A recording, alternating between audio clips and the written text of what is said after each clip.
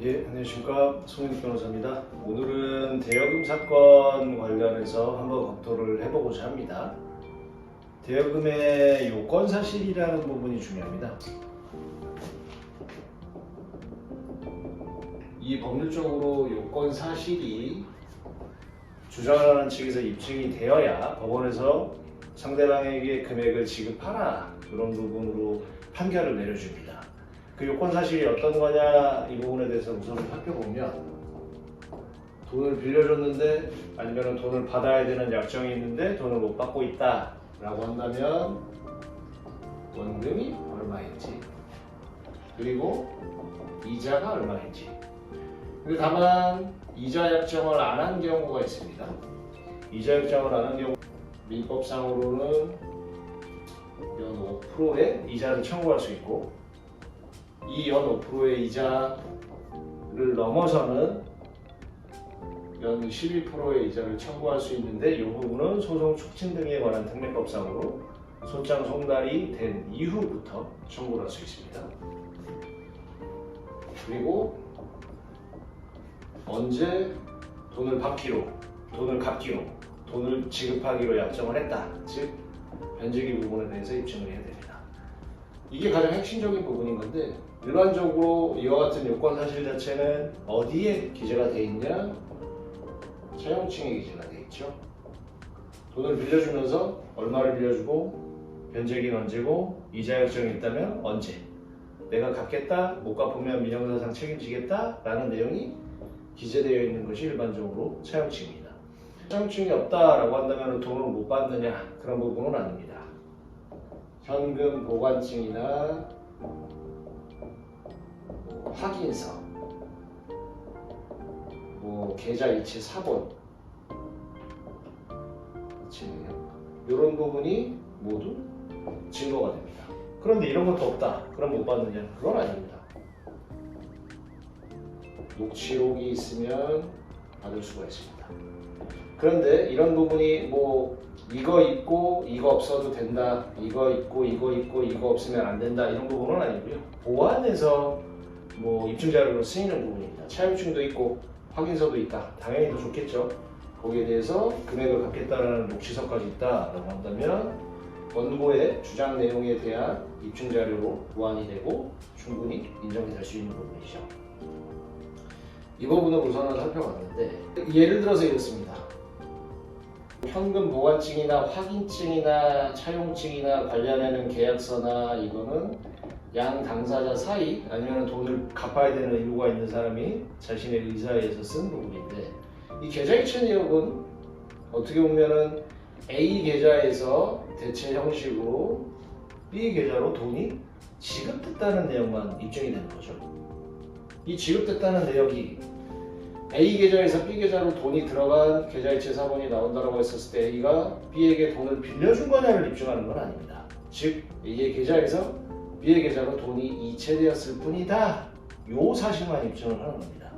B 입장에서는 내가 C한테 받을 돈이 있는데 C를 대신해서 A가 돈을 보내줬다, 즉 나는 A한테 돈을 갚을 필요가 없다, 이렇게 주장할 수도 있고, B가 옛날에 A에게 현금으로 돈을 줬는데 그 돈을 이체받았을 뿐이다, 그렇기 때문에 계좌 이체 내역이 있다고 하더라도 나는 A에게 돈을 갚을 필요가 없다, 이런 부분으로 주장을 할 수도 있기 때문에 이 계좌 이체 내용만 가지고 소송하는 것은 조금 안 되는 건 아니기는 합니다만, 실질적으로 좀 보완되는 부분이 있어야 된다라고 말씀을 드립니다.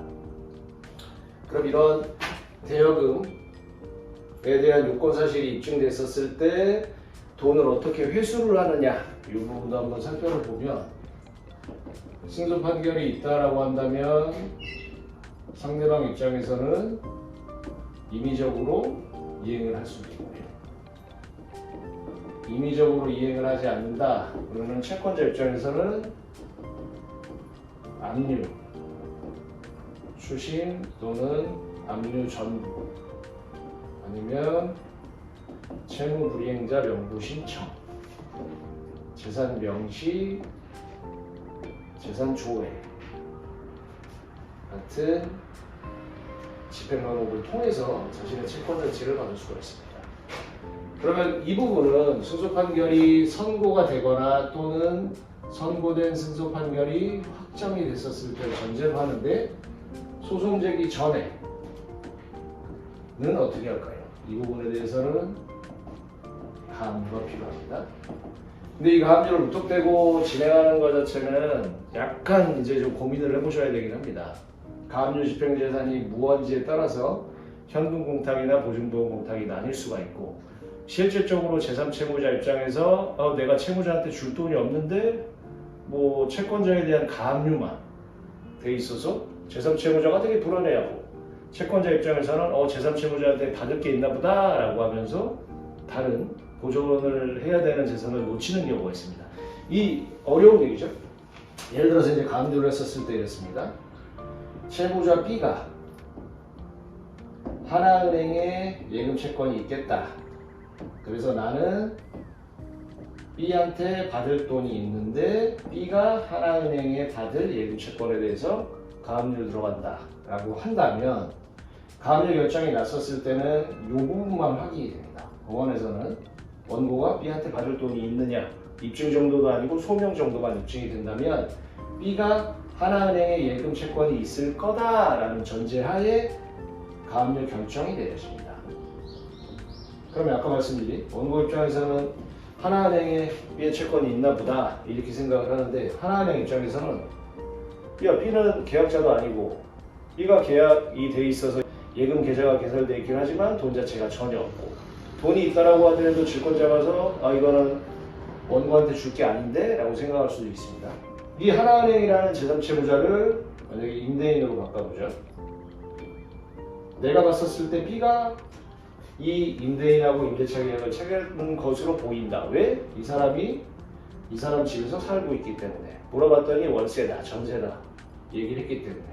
근데 이 부분은 명확하게 확인이 될 수가 없었던 상황이죠. B의 가족이 했거나 아니면 B의 지인이 했는데 같이 사는 경우거나 아니면 아예 거짓말을 했을 수도 있죠. 그러면 이 임대인 입장에서는 똑같이 이 B라는 사람은 임차인도 아니고 관련해서 나는 B한테 보증금도 받지도 않았는데 당신한테 줄 거 없어 이렇게 나올 수도 있겠죠. 그래서 제3채무자가 있는 가압류를 할 때는 주의를 하셔야 되고 가압류 신청과 동시에 제3자의 진술을 최고하는 신청도 같이 제기를 해두셔야 됩니다.